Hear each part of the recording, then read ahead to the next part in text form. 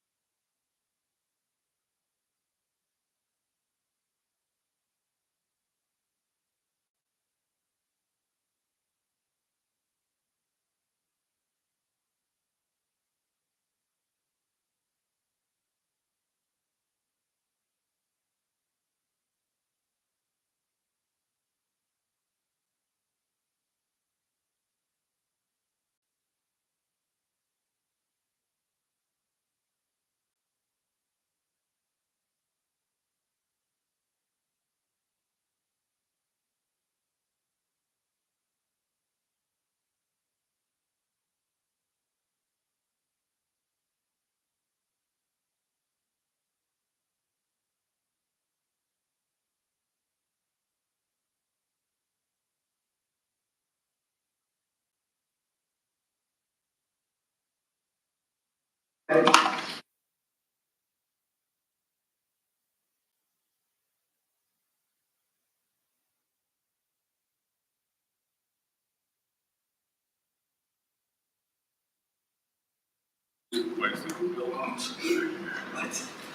Okay. We will call to order the City Council work session from Monday, September 23rd, 2024. Please rise for the pledge of allegiance. I pledge allegiance to the flag of the United States of America and to the republic for which it stands, one nation, under God, indivisible, with liberty and justice for all. Roll call, Lisa. Mark Bittner. Here. Shannon Derby. Here. Bill LeClaire. Here. Doug Brandt. Here. Tim Patry. Here. Bonnie Shimalunas. Here. Scott Steckmeister. Here. Adam Mahusky. Here. Darla LeClaire. Here. Thank you all for that. To number 4, action items. We have a resolution authorizing grant applications to Wisconsin Department of Natural Resources Urban Forestry Program. Greg.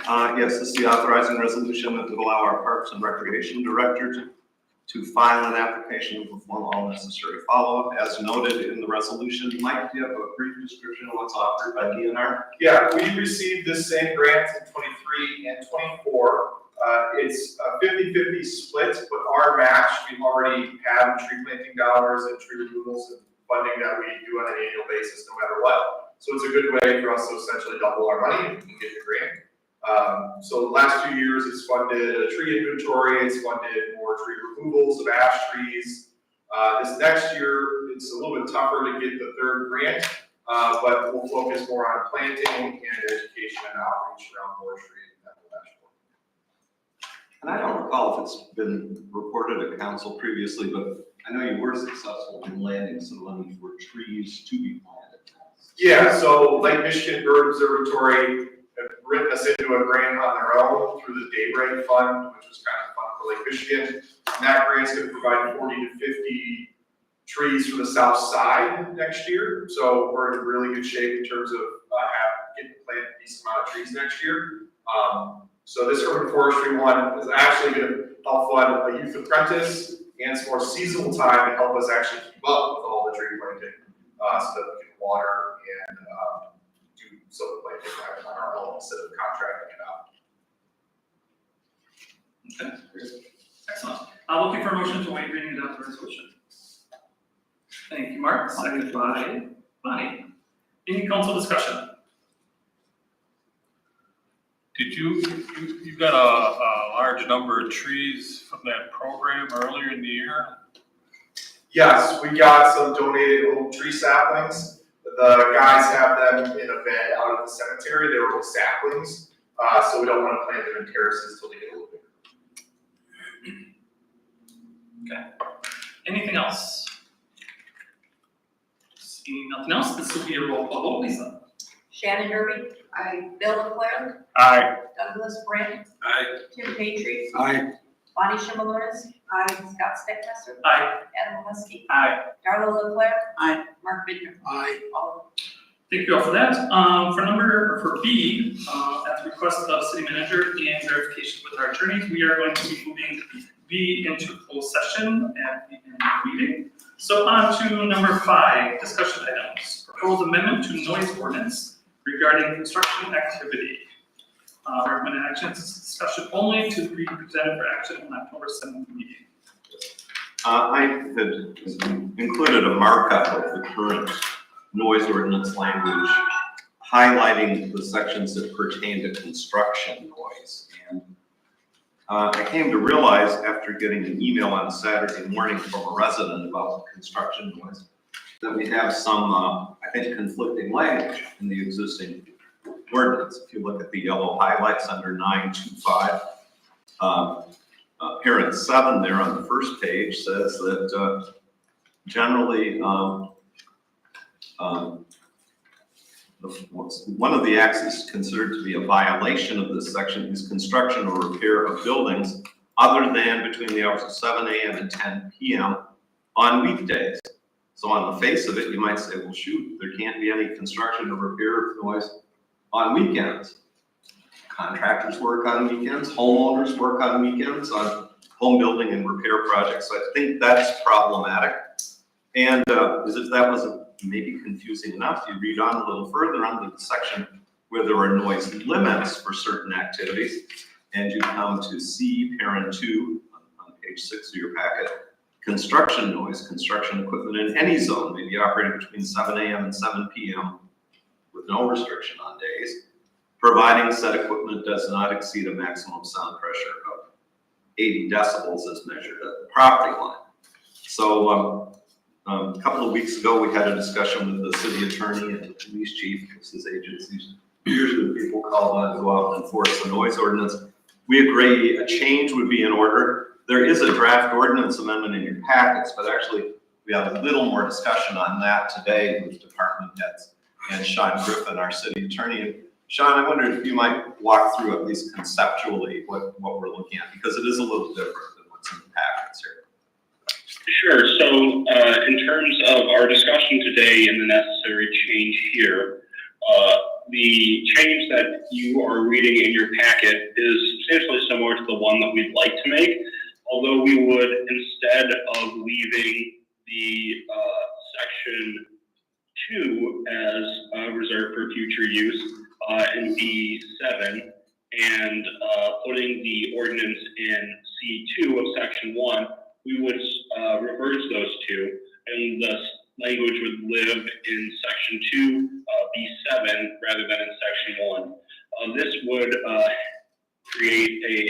put the relevant ordinance provision in the loud and unnecessary section, but not specifically under the heading for decibel limits. The idea here is that this would create uniformity across the code and would match other sections where maintenance and other potentially loud and noisy activities are similarly permitted from 7 to 7, regardless of day of week or noise amount. We found it particularly to be a potential issue that there's a lot of construction activity that exceeds 80 decibels, and that maintenance is treated different from construction activity, and that might be difficult to parse the two if construction activity is limited to a number of days and decibel limit, but maintenance to a structure is not, and that would create difficulties in enforcing and parsing those two. So generally, we'd be saying 7 a.m. to 7 p.m., 7 days a week, construction noise, and construction and repair noise is exempted. And to note, that is the same provision that exists for building maintenance. Okay, good point. And the thought was we probably would say construction activity inclusive of the operation of construction equipment. So we don't, a person with a hammer can be pretty loud. I don't know if a hammer is construction equipment or not, it's a tool. But both construction activity, including the operation of construction equipment, would just be limited by hours. It would not appear in that section code with a decibel limit. It's one thing to say you gotta turn your music down. It's kind of hard to say turn your jackhammer down. I don't know that there's a lot of loud and unnecessary noise when you gotta make noise for construction or maintenance activity. Repair or maintenance activities. So we thought it would be well to at least discuss the concept here, and if council generally is agreeable, bring this as a formal ordinance amendment on the 7th of October. Yeah, go ahead, Ben. When I read the word construction, I'm thinking of, I realize that building a home is construction too, but I don't think of it. I think of the streets, because I'll tell you, if they're doing work on streets in front of my house, they can work all during the light hours of the day, because I'd rather have it get it done as fast as I can, because it's so inconvenient. But also, I want, in number E, it says, E, operation of equipment like lawnmowers and power saws and all that can go till 9 p.m. I just mean, that just doesn't seem to click. I mean, it seems like that's a noisy thing too. If you go from D, that would be the second page under E. Okay. Do people really do this, make noise at up to 10 p.m.? If they work construction, Huh? if they work construction, they don't get home until after 7 o'clock. And they're gonna get a fine if they don't cut their grass. Right, but it's only for when it's light, right? I mean, like, they don't do this in September much past 7 p.m., do they? What? No, you can't see. I cut my grass. I try to do it on Sunday mornings, but sometimes it ends up being at night. So that's what I get an opportunity to do it. I'm just not home very much. I'm not a construction worker, but I know construction workers do that same thing. I mean, it might be an argument to make for consistency and make it 7 to 9 a.m. to 9 p.m. across the board. As somebody who tries to end up my mowing near the street light so I can still see, sometimes. I got myself doing that this time of the year especially when it gets dark. Yeah. Can we divide this into two things? There's noise that can be created that can be remedied right away. And then you've got like the mowing or the, bulldozer or whatever to a reasonable time. They would be together. So it's not just construction, it's other necessary things that people do. Leaf blowing, they had a huge dust up in California about that. And it ended up being that they couldn't blow their leaves on Sunday. It was limited time on Friday and Saturday, which is days that people don't want to be doing that. But I mean, it's an issue, but I think people should realize that it's not a quiet world and some of this work it will be noisy. And I think most people realize that and they go with the flow on it.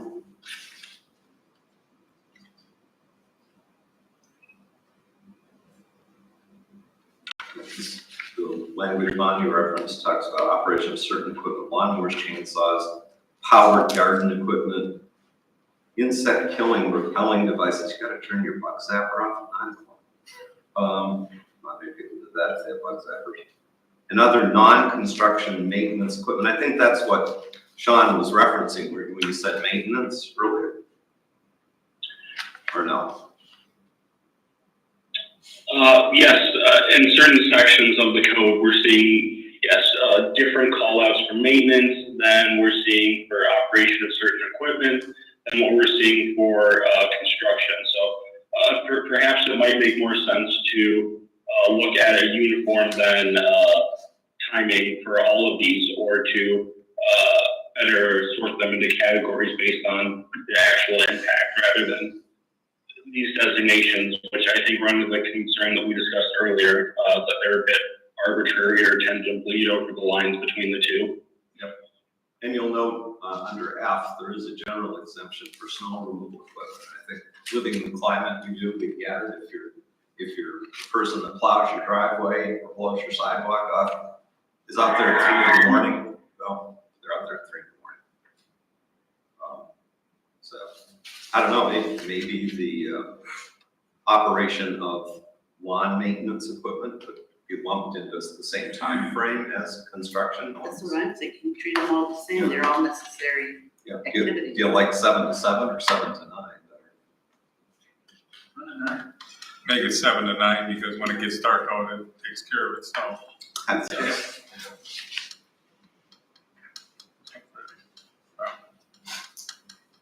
Show of hands on that one, if I might, just how many prefer how many like the idea of lumping in lawn maintenance kinds of equipment, leaf blowers, whatever, lawnmowers, and likewise having that be a 7 a.m. to 9 p.m. time frame. Okay, good. Sean, I'm seeing strong support for that. So that likewise wouldn't be in the section under DBs, but would be just a general time of day restriction. Sure, understood. Yep. Okay, we will plan to bring that back for action as an ordinance amendment on October 7th. And by the way, Chief Minor will be covering for me at the October 7th regular meeting, so communication out on that. We'll try to do this on top of this. This one's pretty simple. Anything else on that one while we're discussing it? I just was curious, what did you mean by B7 is reserved for future use? What does that mean? That was, I think, just because the city attorney was proposing stripping the existing language out of there, and instead of saying renumber all, because that goofs up the order, instead of renumbering all subsequent sections, just putting in there as a plug, if you will, reserved for future use. So it's.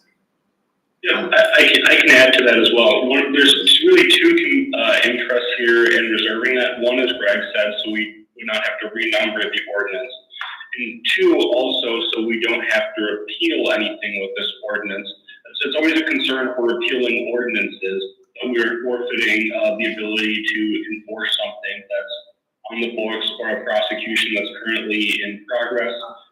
So it's would be our preference rather than forfeit a potential ordinance that might be in effect to amend and allow the ordinance to continue where prosecutorial efforts could be continued if needed or desired. Little different method than we're used to, if that makes sense. Yeah. We often have repealed and recreated, or repealed and replaced with. Anything further, council? If not, that's all we have for that one, Mr. President. Look for that one on your October 7th agenda. Good, thank you all. B, discussion regarding properties at Columbus Industrial Park. You've got a handout on this as well, but I've got it up on the big screen. This is something we've touched on just a little bit at Community Development Authority, which oversees the sale of our industrial park lots. We have 3 remaining city-owned lots that are largely undeveloped at the Columbus Industrial Park. I guess I could say we have 4. The city owns, obviously, the parcel of the stormwater pond there at Hawthorne and 18th, next to Lakeshore Express. The city still owns the opposite corner at Hawthorne and 18th, a triangular shaped parcel. I'd like to talk about that just a little bit tonight. And we own, subject to a lease to US Cellular, or whoever US Cellular has become now, the lot with an arrow there that's 2701 18th Street. The city owns that lot. We have a multi-year lease with US Cellular, their successor, like I said, for the tower that's on that site. I think that tower shows up a little better on your handout. Some topics that have come up of late, within the last 3 months, either our community development office or my office have been approached by 2 different people interested in possible commercial development on the triangular corner parcel. I'm sorry, I didn't look up the area of that. It's not 0 acres, as the county mapping system shows. Matt, I'm guessing that's maybe 1.5 acres or so. Was it? I look at it. Okay. Yeah. GIS. You know, would the city be willing to entertain a sale for other than industrial park purposes? If so, what might be some parameters? There aren't too many industries, there might be some. We just sold a lot at the industrial park for 6,000 square foot building. Although it's gonna have a big parking lot because it's a logistics firm. But if the council were willing to entertain, say, a commercial business use there, you know, I assume it would be with some pretty decent visual buffers from the adjacent residential uses immediately to the south of that lot. But something to consider. We haven't been over the years, you know, overwhelmed with requests for someone to put a manufacturing or an industrial use there. What's the lot size again? I'm sorry, I didn't. 8.5 Yeah. to Less than 2 acres, let's say. I can maybe look that up real quick. Hold your thoughts on that one. I'd like to ask Matt next to speak to the area that is the cell tower site at 2701 18th Street and a possible city use there. Matt, the floor is yours. I'm gonna disappear in my office. sheet, did you put the, Yeah. You have a sheet on that, which is a little clearer than the overhead. a little clearer. Actually, it's about the same. Through recent discussions with, Greg and the potential of trying to clean up the Public Works shoreline. We need to take a look at other areas to store some of our bulk materials, our broken concrete that ultimately gets crushed into the gravel that we use for some of our projects, some miscellaneous trailers and some pipe and other things of that nature. Public Works occasionally will dump material out here as a temporary stockpile area. And instead of just making it temporary, we're looking at possibly using this as a more long-term solution and eliminate all the bulk material storage along between the shop and the shoreline of Lake Michigan, and basically put everything out at the cell tower site. On the east side and west side of the property, along with the south side is buffered by a tree line, along with the east and west side. To the south is Xander Park, and we have two businesses on either side, again buffered by a tree line area. So we're looking at proposing to put a screening fence with a gate. So basically that area would be non-accessible to the general public during non-city hours. Right now we're also having issues about security and material going missing during off hours, especially the gravel. We caught a contractor leaving that area a couple weeks ago with some of our gravel. Well, it wasn't our gravel, it was actually Mitten Construction's gravel that they had crushed from the Roosevelt project. And for some odd reason, they just felt it was okay to take it. So there's material that all of a sudden, hey, we're missing a big chunk of material. So this would again provide some of that extra security, so to speak, about our bulk material supplies and things of that nature, to make sure that they're used for city projects, etc. So ultimately, we still have to come back through, get EIDC permission, because the storage of bulk materials is a exception to the covenants is out there. Other than that, it is zoned, and then the screening would address the zoning concerns. So. Matt, how would this change impact the tower? Nothing. We would double lock the gate, so they could put a lock on, basically double locking, so you lock, so they could still gain access to the cell tower site during non-peak hours, and then we would have access whenever we needed it as well. Do they have any feelings about you putting bulk materials? Have you talked to them about it? The cell tower site, we haven't talked to the cell tower yet. So, and we still want to have the adjacent property owners talk to us and see if they have any objections to it. But for the most part, the committee seemed to be open to the concept. Are you gonna be crushing gravel there? We would be crushing, bringing in raw concrete, crushing it twice a year.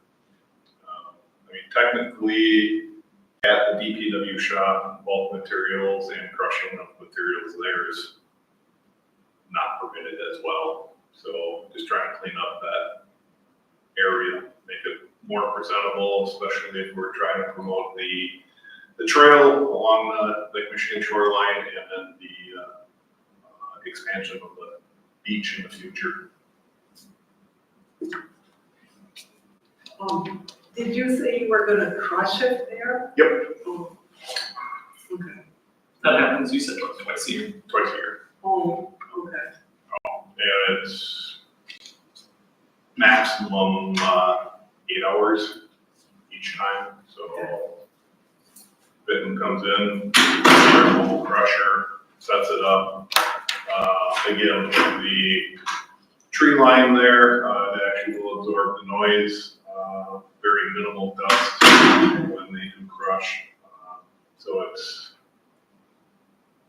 one of the questions at BIDC was, well, is it gonna be more inconvenient for us to deal with the bulk gravel, because now we have to take a loader and a dump truck out there?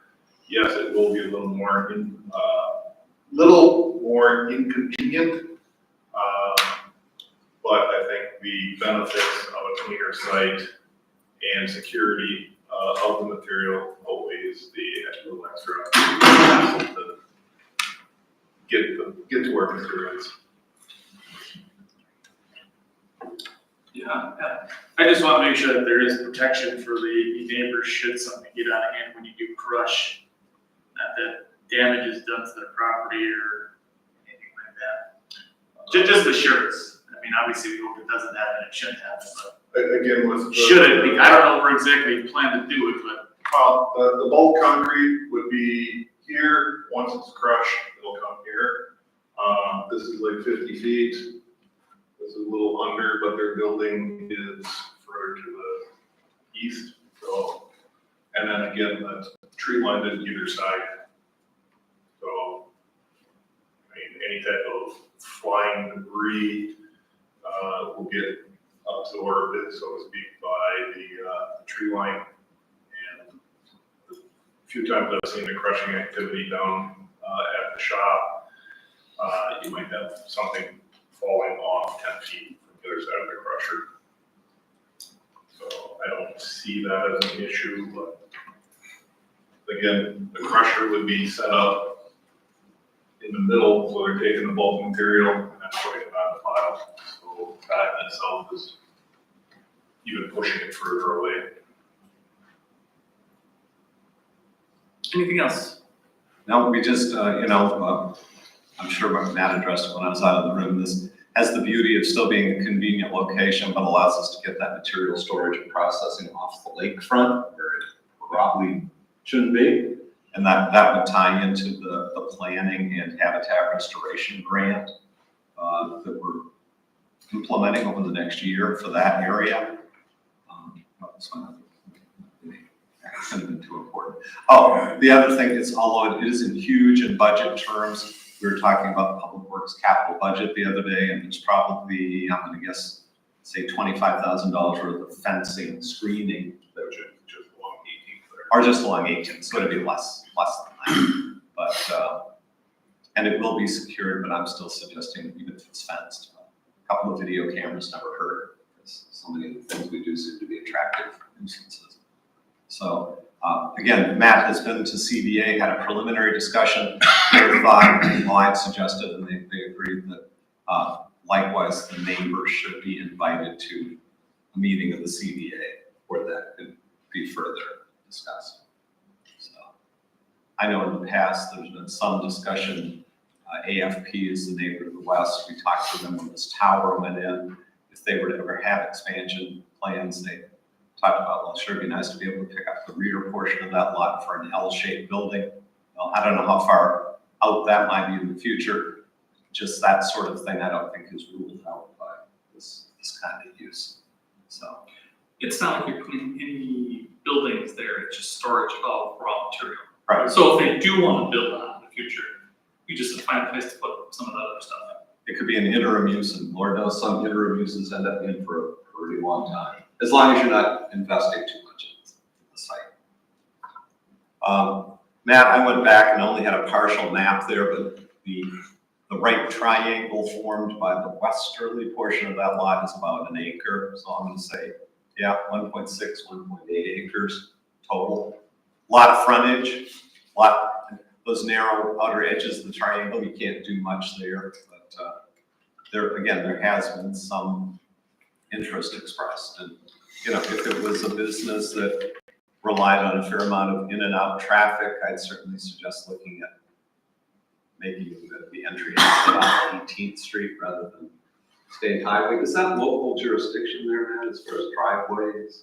Right there it is. That's where our local maintenance begins. Columbus actually starts. Yeah.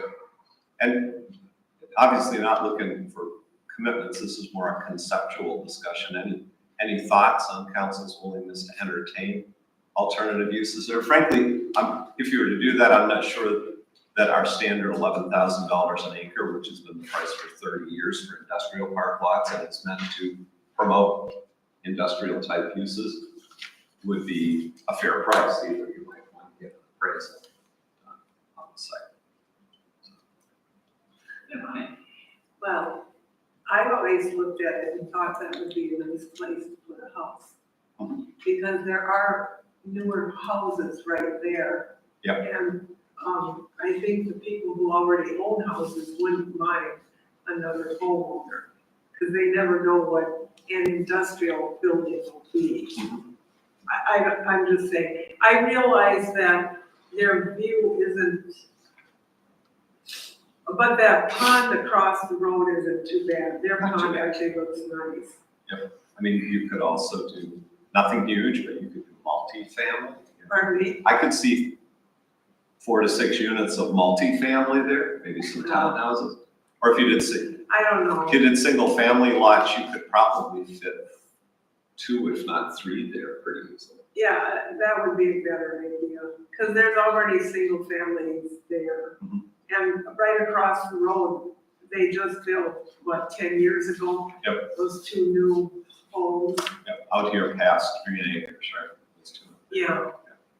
The other one, we don't need to talk about it tonight, but this is our one remaining full lot that is undeveloped at the industrial park. It's in between Lakeshore Express and one of Omega's Omega's old building, one of Ironwood Plastics buildings. Remember, Ironwood's got 2 plants now. That's about a 4-acre lot.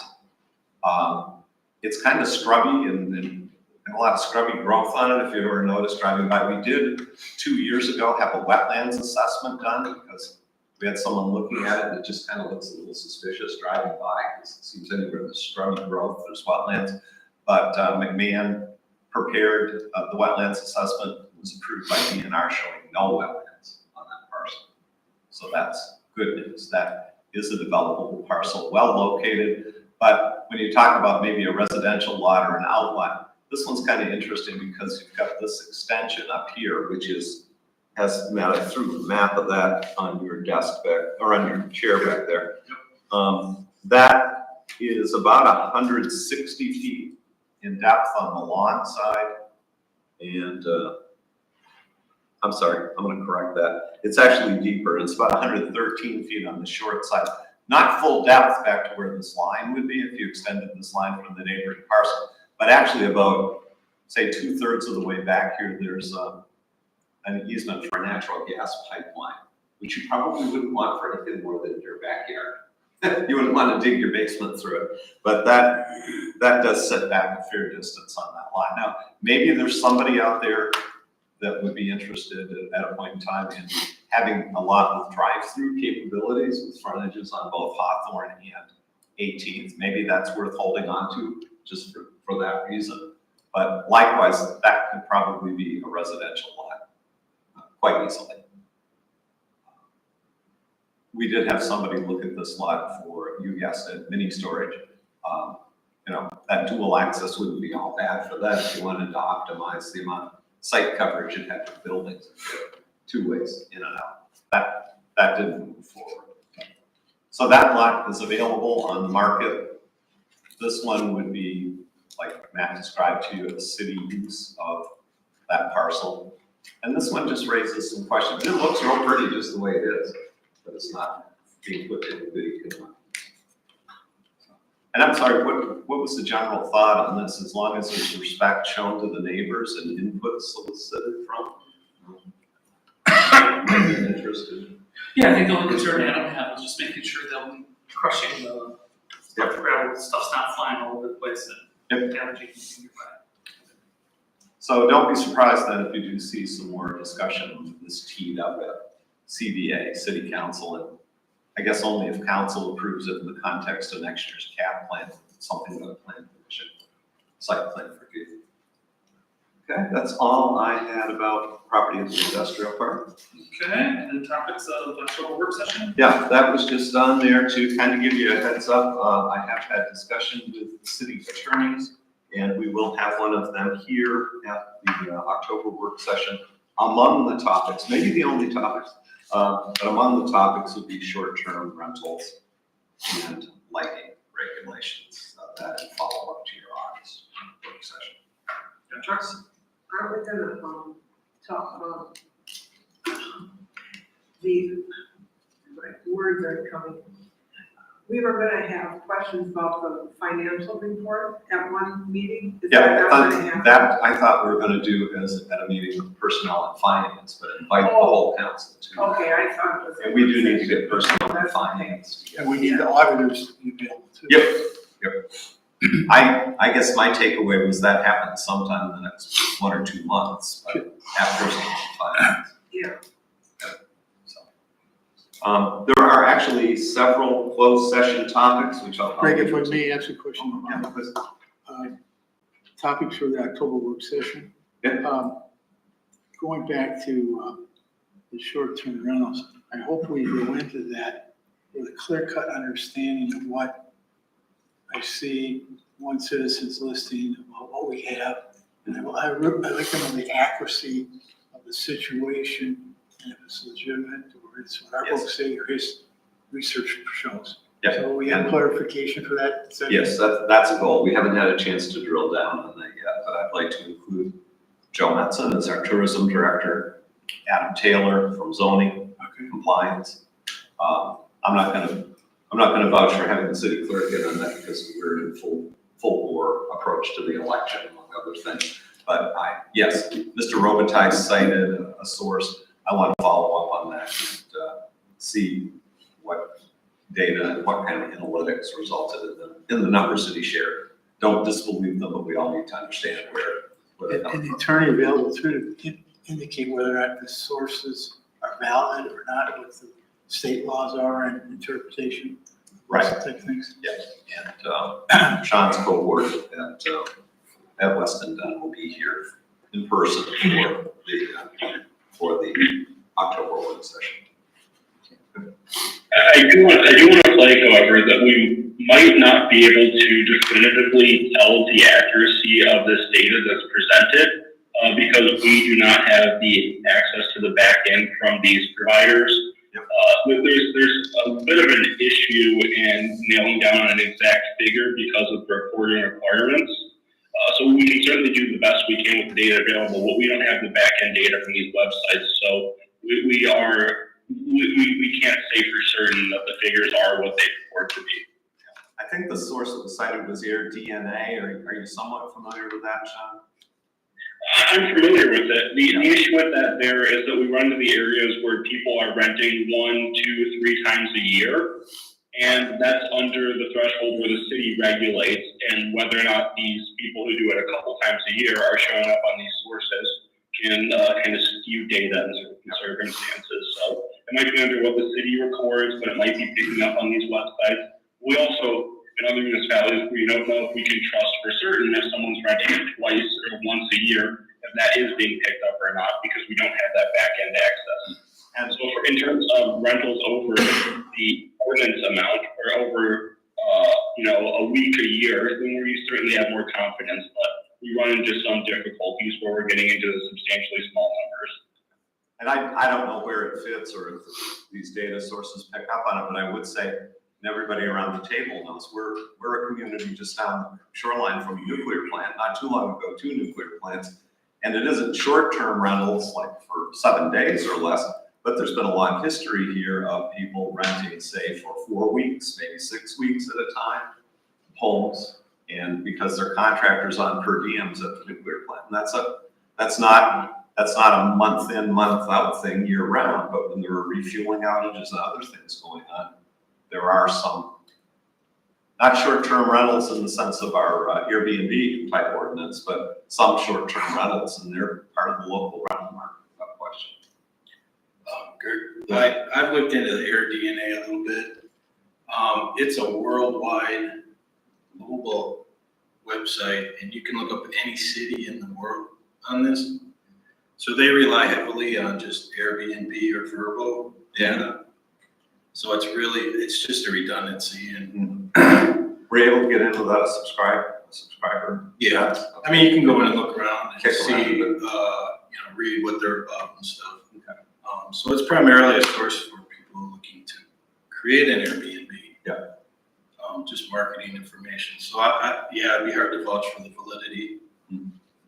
If at what point do they remove the location that it's no longer available or whatever, so. We know from the licensing that people hop on and off those roles, depending on the status of the property. Yeah. Or you have an Airbnb and all of a sudden you've got an opportunity because somebody's transferred it and they want to rent it for a year. Well, it's off. Right. Okay, we will follow up on that. Just honestly have not had the opportunity as yet. And we're not gonna do a deep dive on the lighting ordinance, but at least a comparison to our neighboring city and Door County and Door County were cited. That was what I took away from that meeting. Council wasn't saying to make it a science project, but at least compare ourselves to our neighbors. Okay, Ready to closed session. close, Mr. Okay, the city council reserves the right to enter into closed session per Wisconsin statutes 19.851E, deliberating or negotiating the purchase of public properties, the investment of public funds, or conducting other specified public business whenever competitive or bargaining reason requires a closed session. Tonight, discuss possible assistance to development projects, discuss possible property purchase, discuss possible property sale, and consideration of matters pertaining to provisions of electric service to Vanderbilt Arboretum, 3800 Lincoln Avenue. Do I have a motion to go into closed session? I'll make one. Thank you, Tim. Second by? I'll second. Thank you, Bill. Any discussion? Seeing none, this is roll call. Bill Leclerc, Aye. Doug Grant, Aye. Tim Patriot, Aye. Bonnie Shimelowitz, Scott Steckmeister. Aye. Adam Huskey, Aye. Darla Leclerc. Aye. Mark Bittner, Aye. Shannon Derby. Yeah.